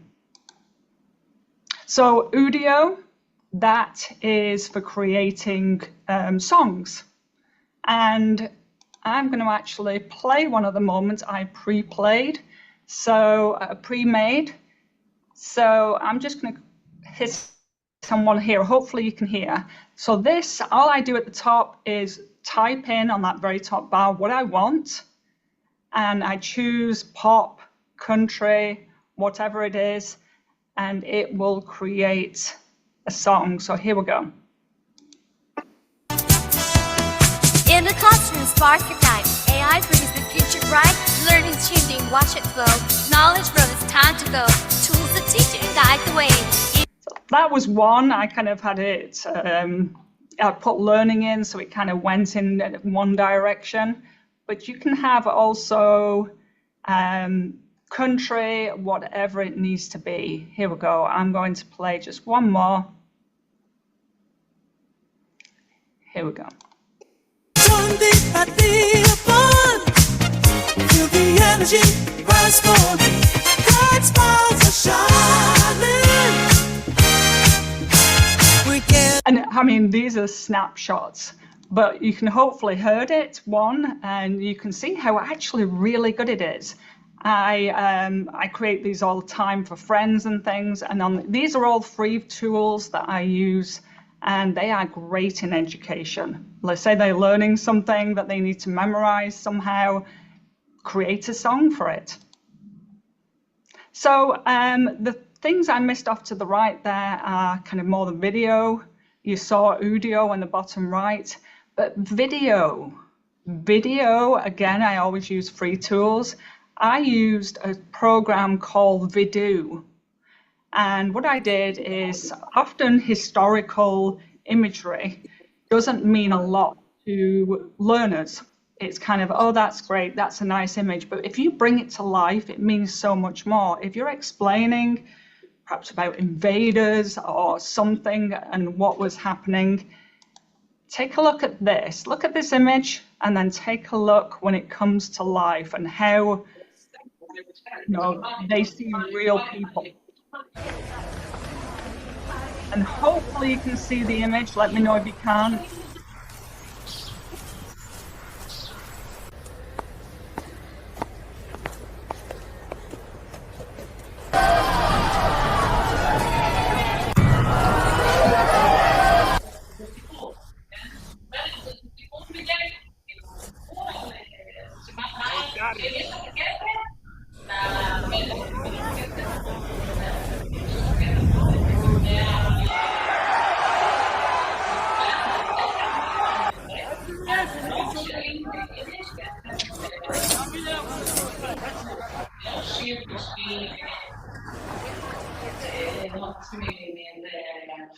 So hopefully you could see all those as well.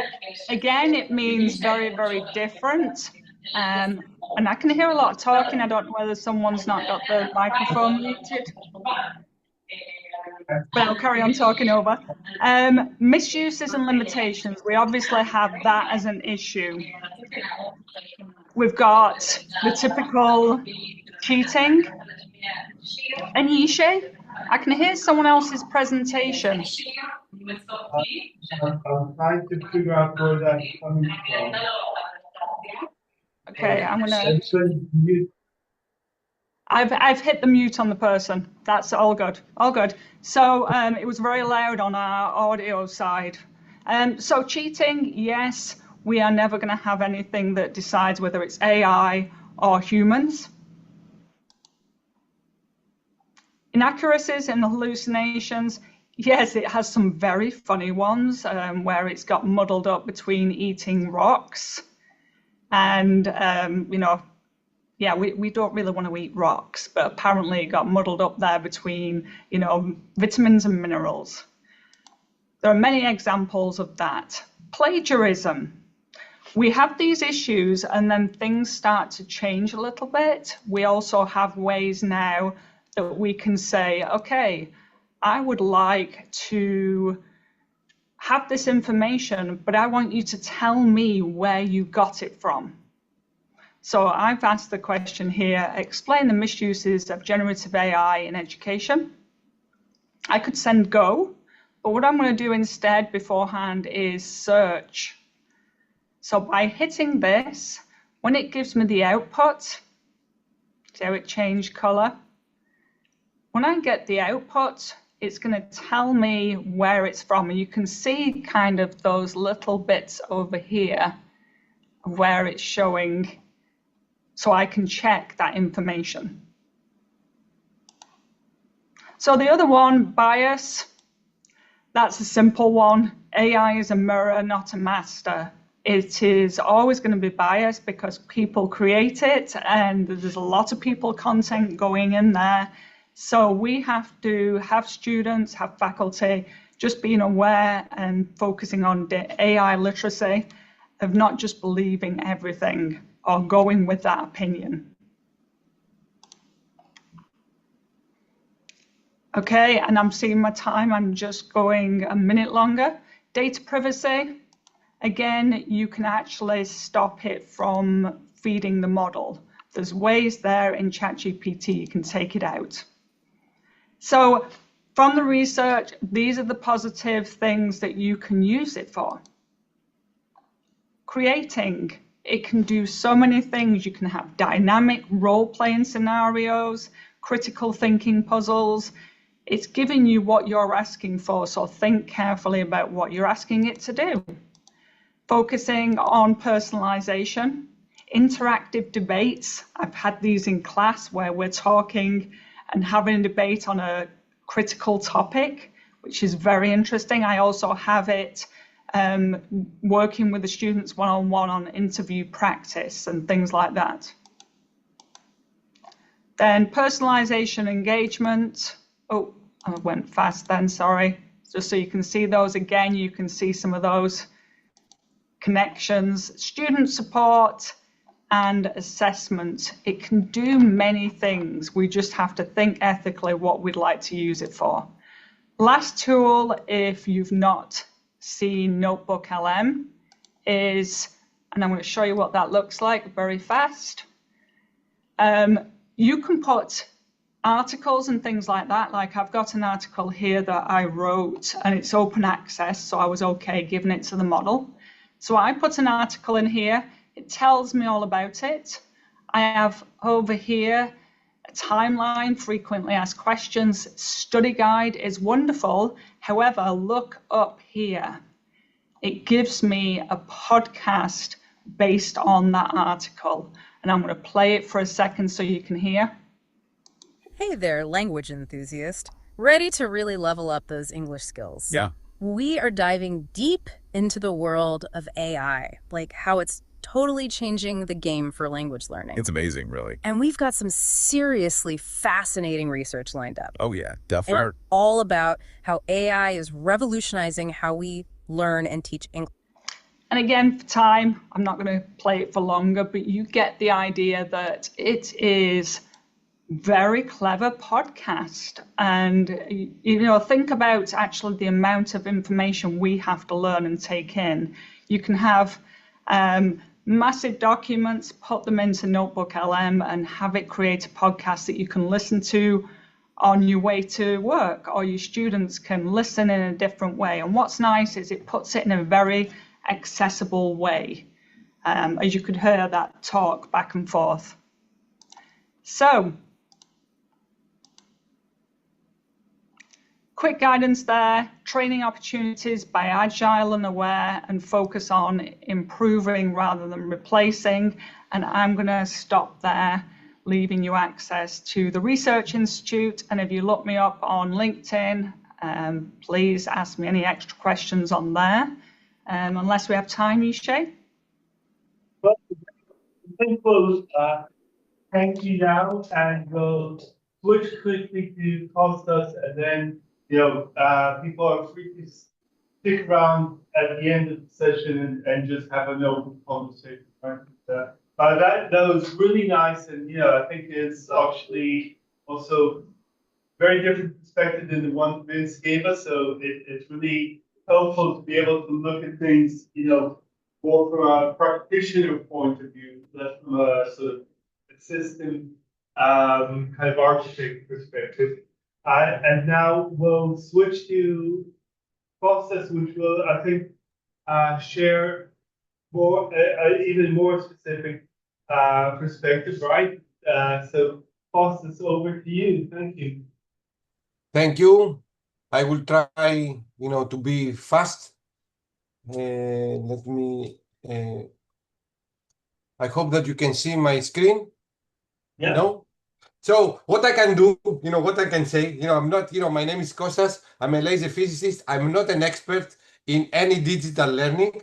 And what I will try to present to you is like, how do we use, I will present our activities and what we would like to do with AI through our internationalization at home activities. So I will go completely indirectly. During the presentation of Helen, I changed even my title in order to be related to AI. So I have a new, I introduce it now as an artificial internationalization, but I will present over there what we are doing with AI and what is our vision. So my presentation is a personal story from a non-expert on how do we use and how do we would like to use it. So the motivation about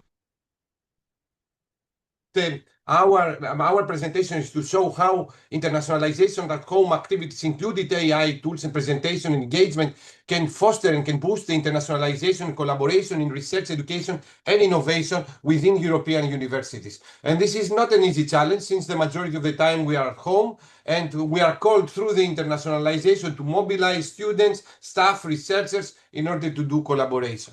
This is a very big strategic priority in Europe in order to reach 20% of mobilities of staff and students, and even more through the European University Alliances, which is the collaboration and cooperation of universities, where AI is plays a very big role. European AI Impact Pact strategic plan is part of this collaboration to reach 50% of these mobilities. So internationalization at home in Hellenic Mediterranean University, which is a small university in the island of Crete, where I'm a professor in physics, and I'm involved very much in these activities. This includes seminars, international weeks, intensive programs that links research and education. And this is how the vehicle that we would like to integrate AI tools and AI policies, conferences, COILs, and virtual exchanges, blended intensive programs, incoming invited professors to teach, and also colloquia talks. So through this activity, we have managed to do topics. One of them, international events that they bring topics and experts in specific topics, including AI in Crete, in order to discuss and share their vision, as we are doing right now, or to integrate our activities and strategies through with partners all over the world, including Middle East and Israel, but also Africa, Argentina, and Brazil, in order to share these policies, and also introduce AI or in specific topics as librarians, academic libraries, and train our staff and cultivate this culture in order to trust and use AI in a most correct way. Internationalization at home also brings, other topics to collaborate, from nanotechnology to photonics, to layered materials, to doctoral studies, and also how AI is integrated in these topics. For example, we have a new grant through Horizon about the introduction of AI technologies for more efficient production of emerging materials and their application in solar cells and gas sensing. Also, AI is a part of our activities regarding visiting professor, and we had a visiting professor from Holland that trained our students in how to use AI. We don't have 200 courses in Crete, about AI, but we try to introduce and cultivate first the culture through internationalization, the culture on how to use trust and use it in a critical way in any aspects and any other applications of the university. So this is like part of mobilities regarding our events and the distinctions that we have received through the internationalization at home from Europe and also from national agency. And this kind of activities included, I repeat, AI, semiconductors, also in nanotechnologies. Part of this, they let us to collaborate as a small university with bigger universities like Technion, MIT. I would mention about universal AI and how we would like to get engaged. Let me move on. And this is now, I'm going to move a little bit closer to AI from the internationalization point of view, artificial internationalization, and how BIPs and COILs, they address AI itself, but also what is the impact to the mobilities and also collaborations. So we started with blended intensive programs that this includes both virtual and face-to-face activities. This is something that the students and the researchers, they love. Because of the flexibility, the short mobility duration, and also it is a very nice vehicle how to link research with education in order education curriculum to be updated through research activities that is the main topic, as you can see in our BIPs. AI is a part of these conferences. So we have through a project that we coordinate, the first conference students to students about how do they perceive AI technologies and what are, applications that they would like to see. So this happened, this June. We have student debates that we challenge students about their perspective about AI, and we have done a review, a survey also with Advanced Materials Project journal about AI and the misinformation using AI and social media. Other activities that we are doing through our this artificial internationalization, which means non-mobility of our staff, but mobility to our community from experts online or face-to-face, includes digital internationalization, the role of AI as a tutor, and etc. We have our colloquia talks that a lot of people, they speak about AI and the impact experts that they speak to our community. And also part of this artificial internationalization is like activities that we call experts all over the world, not only to speak about nanotechnology, lasers, and materials, but also, to address new topics like for peace, to cultivate peace education. And we're very happy that we just received approximately $1 million about peace education with Israeli universities. And also, the integration of COILs. One of them, it was like artificial intelligence in digital communication and research communication. But here you can see other kind of activities regarding this artificial internationalization, COILs in leadership, COILs in fundamental business in English, and also a COIL in artificial intelligence in digital and research communication. These kind of activities, they have an impact to the university, like the attraction of big conferences here with the University of DePaul in Chicago. We are going to organize the role of the virtual exchange in the internationalization, in promotion of research and education collaboration, but also the use of AI. A lot of talks, they are going to take place from the 15th to the 17th of October in Crete.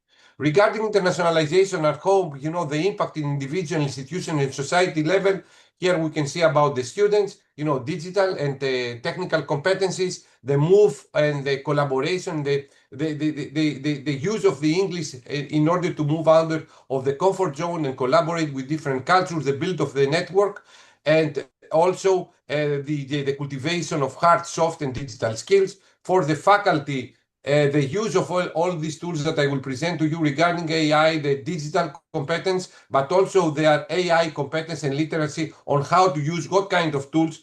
Before, Ellen demonstrated a lot of the tools that they can consist, a course and a more completed training of our staff and students on this.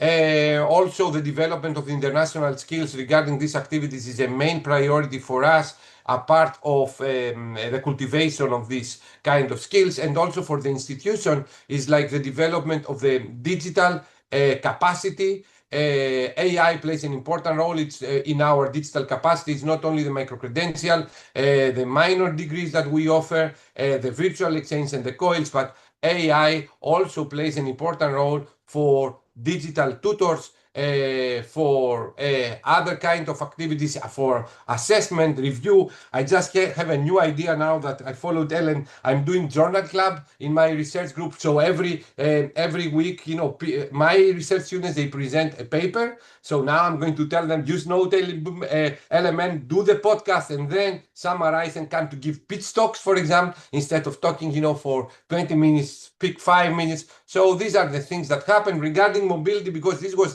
the purpose of my talk. You can see that, the mobilities of incoming researcher and incoming staff and incoming students has been doubled through this virtual internationalization, through coils and, this kind of BIPs. You can see the number, you can see the funding has been increased only from this source by 30%. And let me now, a part of the funding, let me tell you what we are doing regarding AI in our university. And through the programs that we have, through the internationalization, we provide training, to our staff and to our collaborators in different tools. Ellen presented, before in 30 seconds. We devote, an hour and a half, and the people, they play, and we create, a repository asynchronously for them to go and try them and then trust them and then place their personal, characteristics in order how to use it. And this goes to the student. We have invited visiting professors that they provide these courses.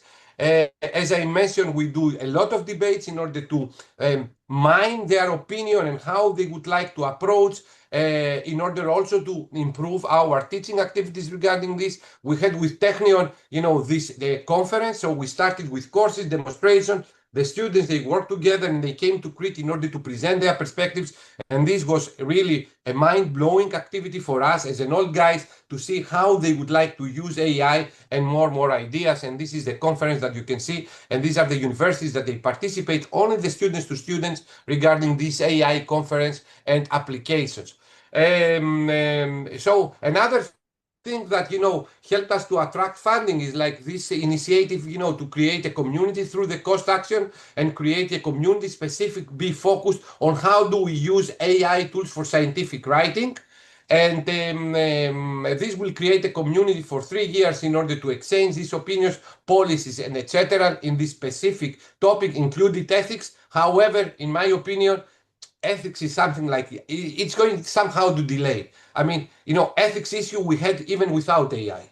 So, I mean, AI is for me the most democratic tool that anyone can use in an appropriate way and provide collaboration. Based to this cost action, we try to check, also the perspective of students regarding the use of AI. The academic, they are using it a lot, for these purposes. They are very positive, and you can see through this learning, these word clouds that they are using for help, for assistance, in order to build their confidence. And this is, their perspective very fast regarding what they are doing. I will move a little bit on this. Conclusions. The conclusions has to do with the virtual mobilities and how do we use micro-credentials and AI tools as a facilitator to this. I will say that we need to develop the strategy. 75% of students all over the world, they are using AI, but only 15% or 17% of the universities, they have a strategy on how to use AI. So I think that we need to increase, and build, this strategy, working on this recognition and of students' virtual exchange and learning outcomes, and AI can play an important role as an assessment. And as an external policy, these trainings that we offer, more than I think like 75 trainings we have offered, regarding tools through activities like AI Playground, through the collaboration we have with Israeli universities, the training to teachers, what we would like to do, a part of the tools that we are creating.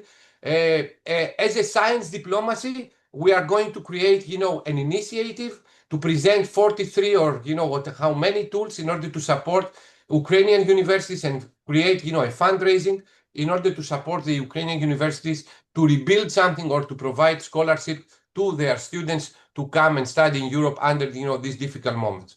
As a personally, I follow and I'm involved in this MIT Universal AI initiative. For me, this is the democracy of AI because the motivation is to train through a vertical. I think that someone mentioned this, through not vertical, horizontal AI, and I will show you the picture from the summit that I attended to train 1 billion students and also link all the disciplines. So you can see here vertically, how the disciplines are right now, but how AI can link them.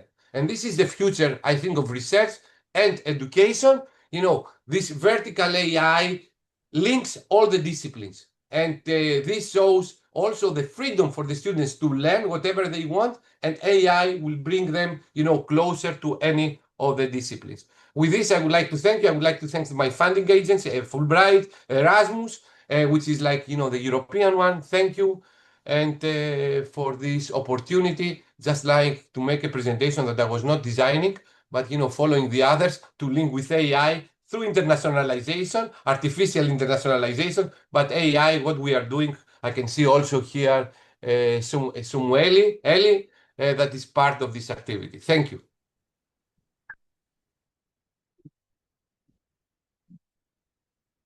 So I think that was a really nice way to wrap it up because it really brings it down to ground and down to the actual practice of the kind of things that we're all engaged in and thinking about how we take all these great ideas that we had in these two sessions and connect them to the challenges that we're facing. So in your case was the internationalization and the student competencies and I think the kind of ideas that we've been exposed to are reflected in all of these challenges. I think we'll now kind of just open up the floor for a few more questions and discussions. We're already a bit past time, but I think we can kind of be a bit relaxed if that's okay with the speakers. And if there's anybody online that just wants to open the camera and ask any questions, feel free. Anybody who wants to say anything?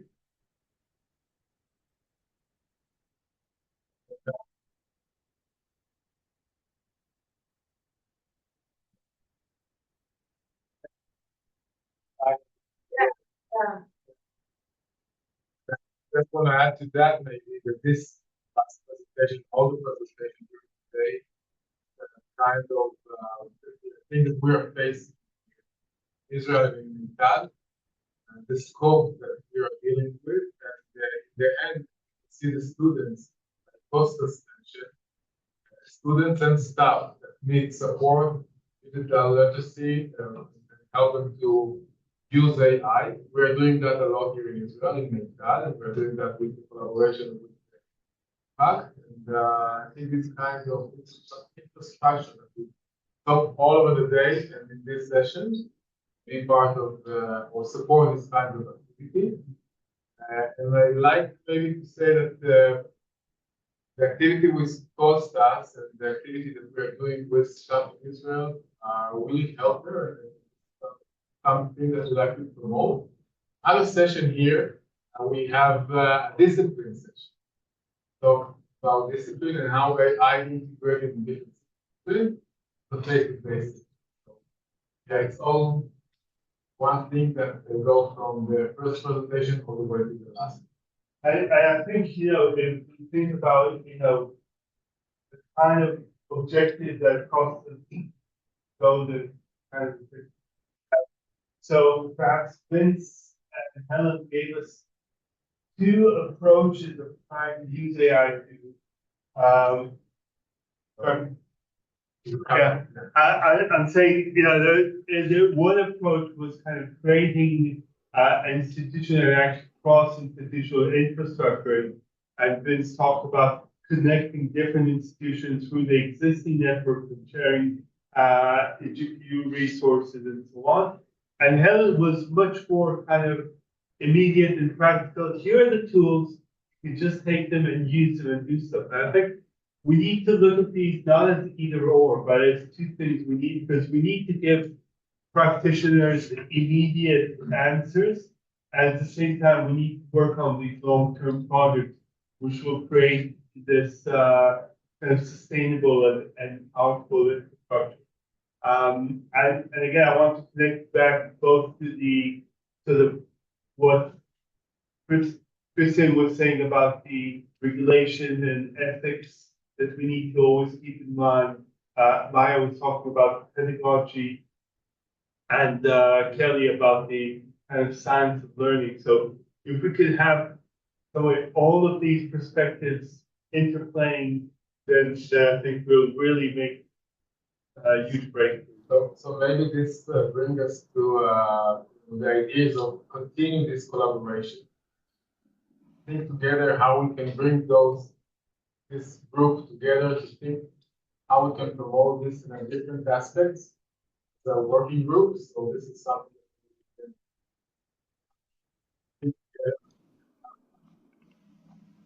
I think I don't know whether you're asking us that. We're hearing a lot, but it's kind of staccato when we're hearing it. It's okay. But yes, we're all focusing on very different things, but we have to. I mean, you look at ChatGPT when it first came out, across education, millions of educators, billions of educators all panicked and said, students are going to cheat. And so we couldn't wait for regulations. It was happening literally there and then. And yeah, of course they were cheating.